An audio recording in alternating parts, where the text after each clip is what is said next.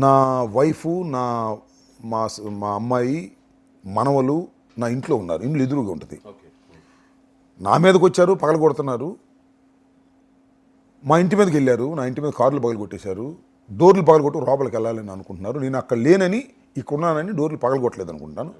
పోలీసులు ఏమన్నారంటే, సార్ మీ ఇంట్లోకి మాత్రం వెళ్ళలేదు సార్, మీరు దాని గురించి ఆలోచించగానే నాకు ఎవరో చెప్పారు. కొంత ఊరట పడ్డారు. వాళ్ళు ఏం చేస్తారు, ఇంట్లో నుంచి నాకు ఫోన్ చేస్తారు. ఫోన్ చేసి నా మిస్సెస్ ఏమంటుంది, మేము పైన బెడ్రూమ్ ఉంది, బెడ్రూమ్కి వచ్చేసాము, బెడ్రూమ్కి కూడా వస్తారని చెప్పేసి బాత్రూంలో దాక్కున్నాము అని ఏడుస్తున్నారు. నేను ఏం చేయగలను, నిస్సహాయాన్ని, నన్నే కొట్టే పరిస్థితి. సరే వాళ్ళన్నా సేఫ్గా ఉన్నారని కొంత ఊరట చెందా. తర్వాత మా అమ్మాయి యూఎస్లో ఉంటుంది, షీఈ్ ఎ డాక్టర్. అదే ఒక వీడియో కూడా రిలీజ్ చేసింది. షీ కాల్ మీ, కాల్ చేసి డాడీ ఎక్కడున్నారు, ఏం చేస్తున్నారు, ఏం జరుగుతుంది అంటే, ఏం లేదమ్మా బాగానే ఉన్నానంటే, లేదు మీరు వీడియో కాల్ ఆన్ చేయండి అంది. ఎందుకమ్మా మీరు వీడియో కాల్ ఆన్ చేయండి ముందు అంది.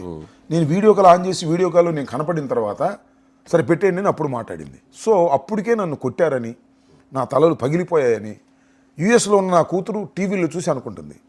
ఇంట్లో ఉన్నటువంటి నా వైఫ్ మా మరొక కూతురు నన్ను కొట్టేశారు, చంపేశారు అని అనుకుంటున్నారు.